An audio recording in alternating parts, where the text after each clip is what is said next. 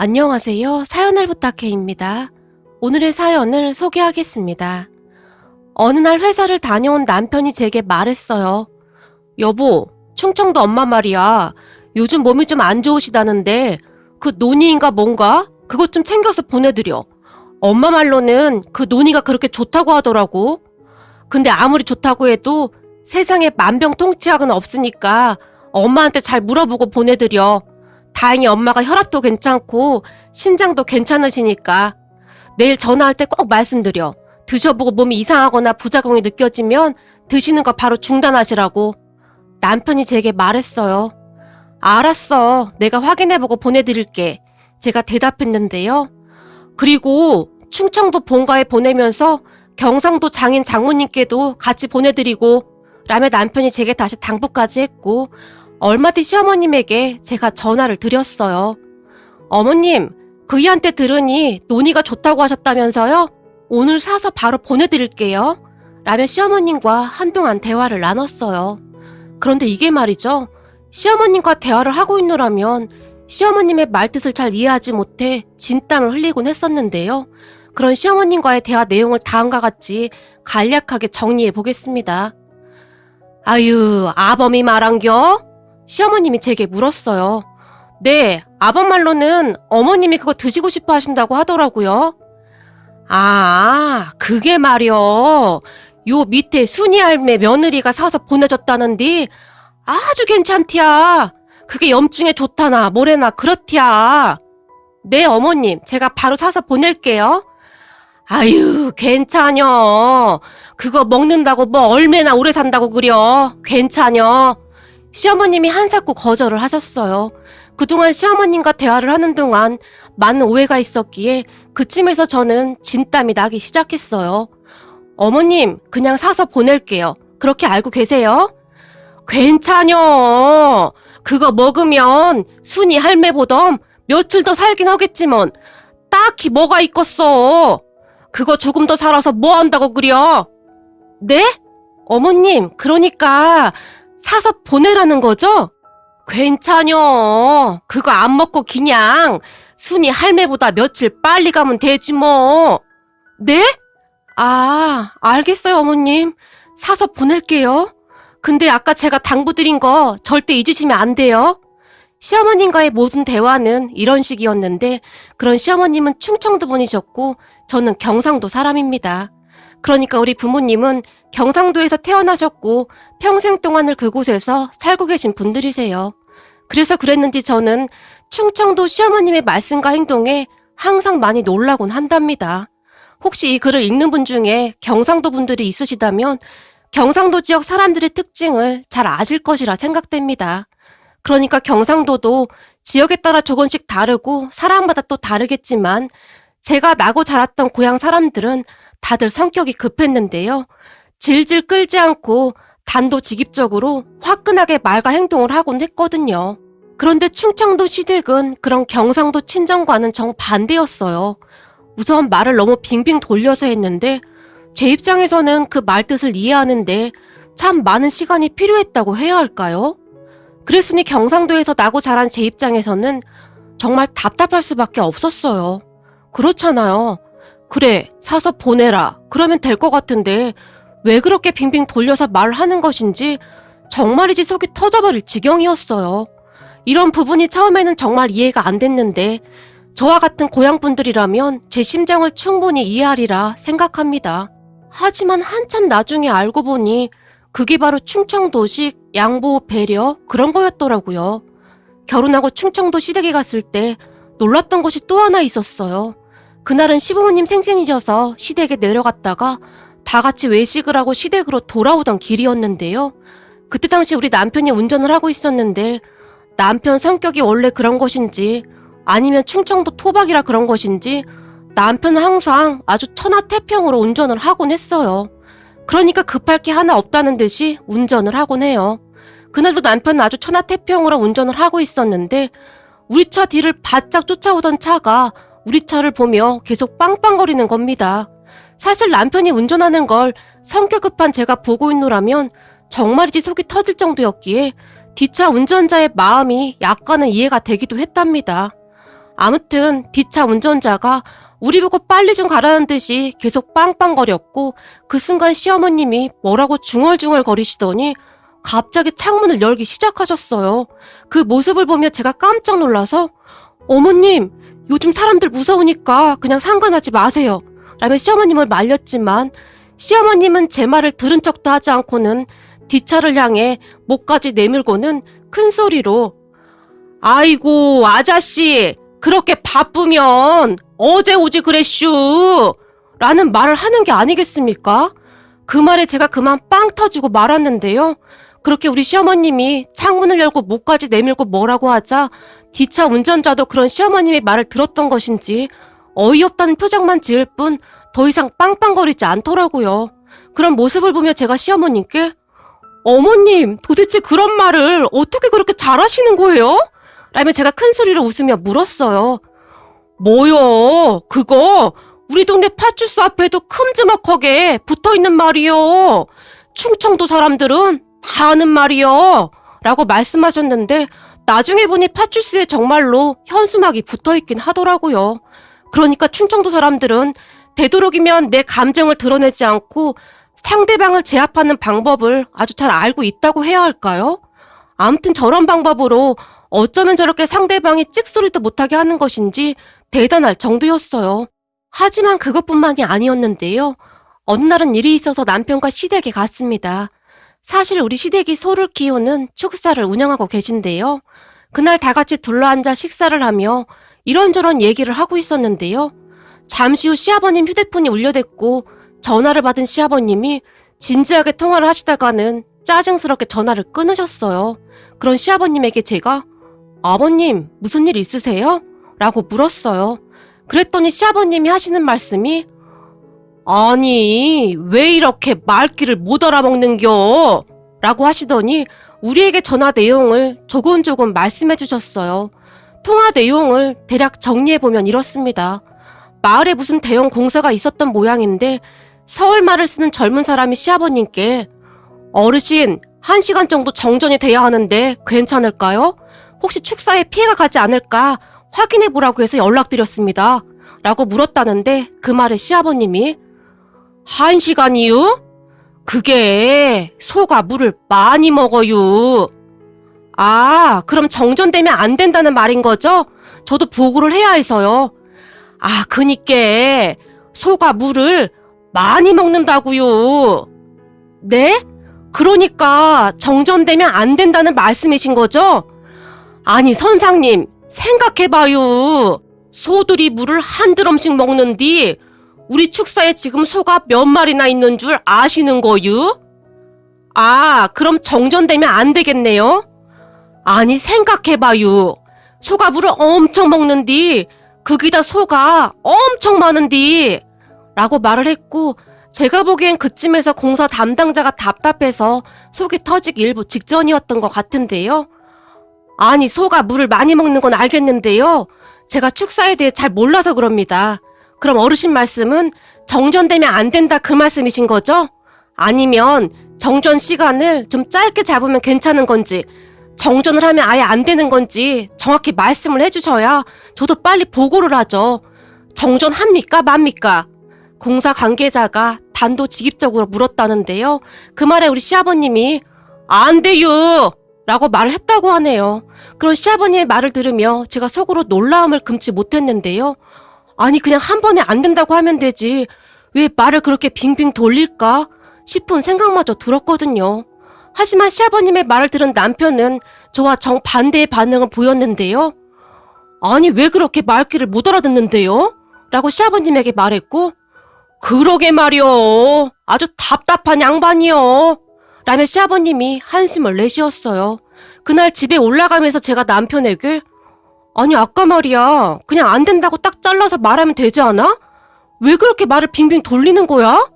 경상도 분이 우리 아빠 같았으면 톡 터져서 쓰러지셨을 거야. 그렇게 딱 잘라서 말하면 상대방이 기분 나쁠 수도 있으니까 충청도식 배려야. 남편이 아무렇지도 않다는 듯이 말했어요.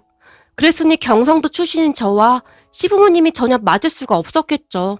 시부모님은 시부모님대로 그리고 저는 저대로 불만이 쌓여갈 수밖에 없었는데요. 그러던 어느 날 친척 결혼식이 있어서 시부모님이 전날 미리 올라오셔서 우리 집에서 지내시게 되었어요. 오랜만에 시부모님이 올라오셨기에 우리 딴에는 나름 맛있는 음식을 사드리고 싶어서 시어머니께 어머님, 소고기 먹으러 갈까요? 라고 제가 물었어요. 그려, 아무거나요. 시어머님이 그렇게 대답을 하셨고 잘 됐네요. 이 근처에 소고기 진짜 맛있는 집이 있는데 거기 가요. 라며 제가 기쁜 마음에 벌떡 일어났는데요. 그런 저를 보던 시어머님이 갑자기 그려, 근데 엊그제 우리 동네 김씨 할매 집에서 큰 잔치가 있지 않았겠냐? 그 집에서 어찌나 크게 잔치를 했는지 소까지 한 마리 잡았지 않았겠냐? 소고기가 아주 야들야들한 게 어찌나 맛있었는지 몰라. 라는 말씀을 하셨고 그 말에 분주하게 움직이던 제가 그대로 딱 멈춰버리고 말았는데요. 네? 아, 거기서 소고기 드셨다고요? 그럼 다른 거 먹을까요? 아뇨. 여기 소고기도 맛있겠지 뭐. 괜찮요. 시어머님이 괜찮다는 듯이 말을 하셨어요. 제가 조금 전에도 말씀드렸듯이 저는 경상도 사람입니다. 물론 신혼 초였다면 그런 시어머님의 말을 그냥 고지곳대로 믿었겠죠. 하지만 그쯤에서 저도 나름 시부모님에게 단련이 되어 있었기에 그럼 뭐가 좋을까요? 혹시 드시고 싶은 거 있으세요? 라고 물었어요. 요즘 TV에 보니까 마라탕인가 뭔가가 계속 나오던디. 아뇨, 괜찮요. 그냥 소고기 먹으러 가. 라며 시어머님이 다시 말을 하셨어요. 아, 마라탕이요? 제가 마라탕 맛있게 하는 곳 아는데 그럼 거기로 가요. 그려, 그럼 그러던가. 라며 시어머님이 그제서야 몸을 일으키셨어요. 그리고 다음날 결혼식이 끝나고 시부모님이 본가로 내려가시기 위해 짐을 챙기셨는데 문득 친정엄마가 주신 반찬이 생각났어요. 친정엄마가 만들어주신 반찬 중에 콩잎 김치라고 있거든요.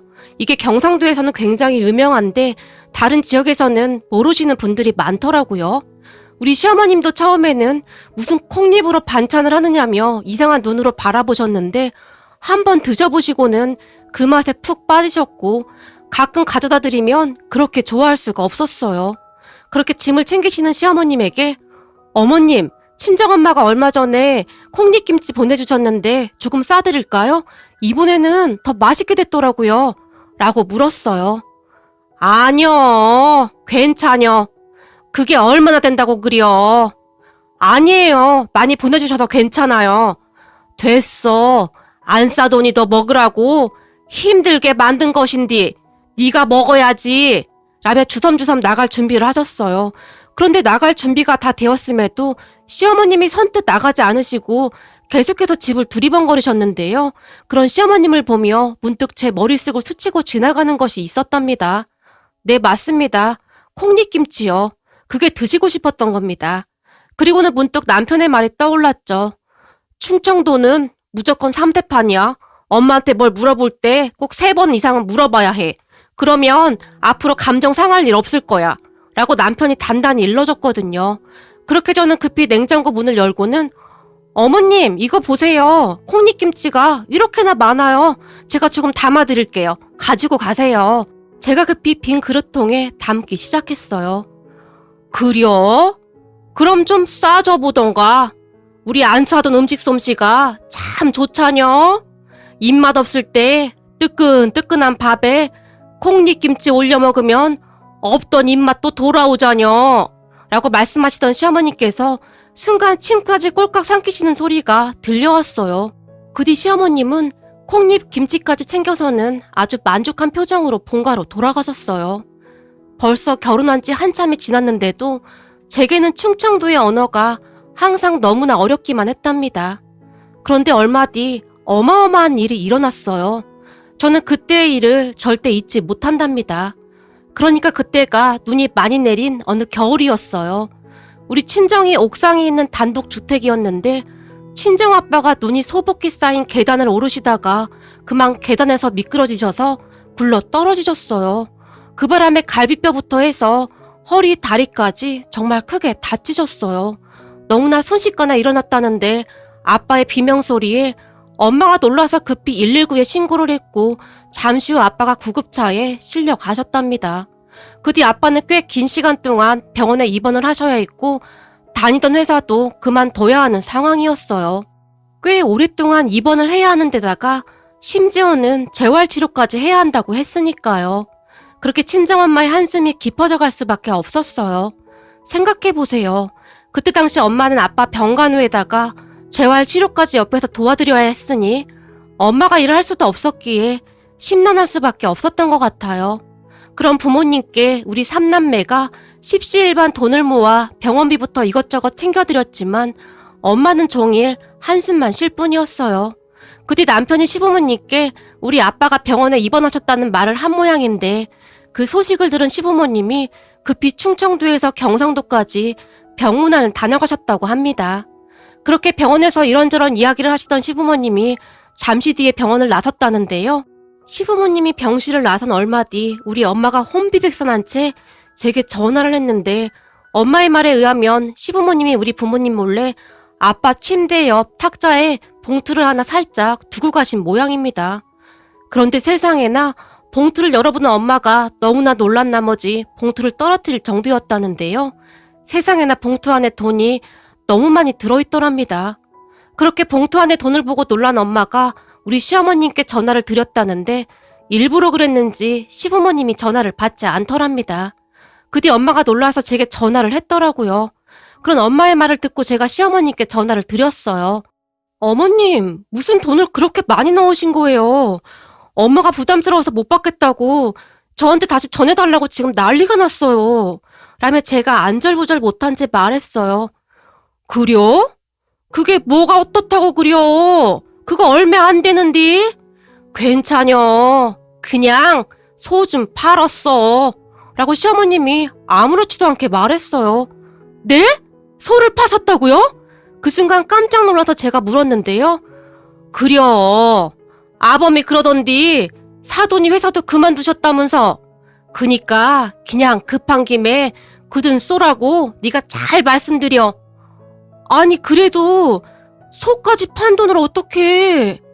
괜찮여. 얼마 안 있으면 소가 또 새끼 나니까 소 새끼 금방금방 크는디 뭔 걱정이요? 그 순간 저도 모르게 웃음을 터뜨려버렸는데요. 그렇게 저는 울다 웃다를 반복하며 시어머니가 통화를 했는데 뭐요? 너 우는겨? 그게 뭘 울 일이라고 우는겨? 참 요상하네. 아니 그래도 그게 쉬운 일이 아니잖아요. 감사해요 어머님. 제가 다시 울먹이며 감사 인사를 했어요. 그런데 그런 제 말을 듣던 우리 시어머님이 갑자기 그러면 나중에 그 콩잎김치나 좀 보내주던지 그럼 되겠네 라며 말씀을 하셨어요. 그리고 옆에서 그런 시어머님의 말을 듣던 시아버님이 이 사람아 정신이 있는겨 없는겨 지금 안서돈이 그럴 정신이 어디 있다고 그려. 애미야 신경 쓰지 말거라 라며 큰소리로 말씀하셨어요. 그리고 그런 시아버님의 말에 시어머님이 아니 말이 그렇다는 거지. 나중에 콩잎김치 좀 있으면 보내주던지 라며 시어머님은 끝까지 콩잎김치를 외치시면서 전화를 끊으셨는데 그 말에 저도 모르게 다시 웃음이 터져버렸어요. 그 콩잎김치가 뭐라고 우리 시어머님은 콩잎김치를 그렇게 좋아하셨어요.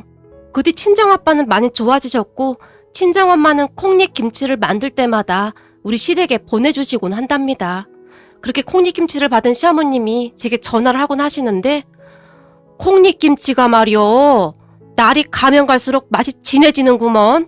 아주 맛있어 라며 좋아서 어쩔 줄을 몰라 하신답니다. 그리고 언제부턴가 저는 콩잎김치를 먹을 때마다 친정엄마와 시어머님이 떠오르곤 하는데 두 분을 떠올리면 입가에 웃음이 멈추질 않곤 한답니다. 특히나 우리 시어머님이 괜찮여 그럼 그러던가 라는 말이 항상 귓가를 맴돌곤 하는데 그 말이 어찌나 중독성이 있는지 요즘은 제가 괜찮여 그럼 그러던가 라는 시어머님의 말을 그대로 따라하고 있답니다. 오늘의 사연은 여기까지였습니다. 즐겁게 보셨다면 구독, 좋아요 부탁드립니다. 고맙습니다.